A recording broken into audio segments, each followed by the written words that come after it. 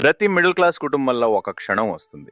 మనమే నమ్ముకున్న health insurance మన మీదే నమ్మకం పెట్టలేదని తెలిసే క్షణం. మన కథల్లో చూసినట్టు కాదు, మన ఇళ్లలోనే జరిగేవి ఇవి. ఒక్కసారి ఛాతి నొప్పి వచ్చిందంటే స్ట్రెస్ ఉంటుందిలే, పర్లేదులే అని మనం తీసేసుకుంటాం.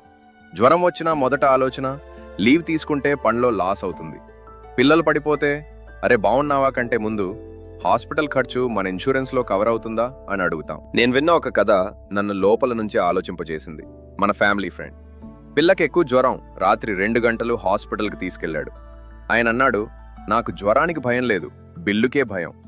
ఒక తండ్రిగా పిల్లని కౌగిలించుకుని ఉన్నప్పుడు కూడా ఆయనకు పెద్ద భయం రోగం కాదు, ఈ బిల్ ఎక్కువైతే మా జీవిత ప్లాన్స్ ఇప్పుడే పగిలిపోతాయి. మిడిల్ క్లాస్ వాళ్ళకి ఎమర్జెన్సీ అంటే భయం కాదు, ఎమర్జెన్సీతో వచ్చే బిల్కి భయం. మన జీవితం ఎప్పుడూ ఇన్ బిట్వీన్ జోన్లోనే ఉంటుంది. సహాయం కోసం అర్హత ఉండదు, షాక్ని తట్టుకునేంత సేవింగ్స్ ఉండవు, మధ్యలో పడిపోయిన వాళ్ళం మనం. ఇన్సూరెన్స్ కంపెనీలు రిస్క్ని డిడక్టిబుల్స్లో, కో ఇన్సూరెన్స్లో చిన్న చిన్న అక్షరాల్లో దాచేస్తారు. చదవకపోవడం మన తప్పు, అర్థమయ్యేసరికి ఆలస్యం. సిస్టమ్ పర్ఫెక్ట్ అనే పనిచేస్తుంది, కానీ నిజంగా అవసరం పడే వాళ్ళ కోసం మాత్రం కాదు. ప్రీమియం చూసి ప్లాన్ తీసుకోకండి. మీలో ఈ ఏడాది జరిగే చెడ్డ రోజు గురించి ఆలోచించి ప్లాన్ ఎంచుకోండి. అది ఆ వర్స్ట్ డేలో మిమ్మల్ని కాపాడగలిగితేనే అది మీకు నిజమైన రక్షణ. ముగ్గురంగులాగా మన జీవితాల్లో కూడా 3 నాన్ నెగోషియబుల్స్ ఉండాలి: పిల్లల సంరక్షణ, ఎమర్జెన్సీలు, దీర్ఘకాలిక వ్యాధులు.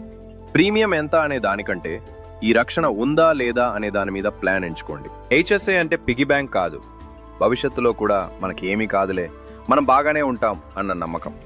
ఒకసారి ఒక్క సంవత్సరంలో అయినా మీ ఇంట్లో డబ్బు ప్లస్ ఆరోగ్యం గురించి మాట్లాడండి. ఒక్కసారి మాట్లాడితే చాలా బాధ, భయం తగ్గిపోతాయి. పేమెంట్ ప్లాన్స్, రిడక్షన్స్ అన్నీ ఉన్నాయి. సూపర్ మార్కెట్ ఆఫర్ల కంటే కూడా ఎక్కువ ఆప్షన్స్ హాస్పిటల్స్ ఇస్తాయి, కానీ మనమే అడిగితేనే వస్తాయి. సిస్టమ్ను మీరు కంట్రోల్ చేయలేరు, మీ ప్రిపరేషన్ను మాత్రం ఎప్పుడైనా కంట్రోల్ చేయొచ్చు. మిడిల్ క్లాస్ కుటుంబం లగ్జరీల కోసం కాదు, ఒక సేఫ్ లైఫ్ కోసం ప్రయత్నిస్తుంది. సేఫ్టీ అంటే సిస్టంపై నమ్మకం కాదు, మన వాళ్ళకి రక్షణ ఇవ్వాలనే ధైర్యం. రక్షణ అన్న నమ్మకం సిస్టంలో కాదు, మనమే తీసుకునే నిర్ణయాల్లో ఉంటుంది.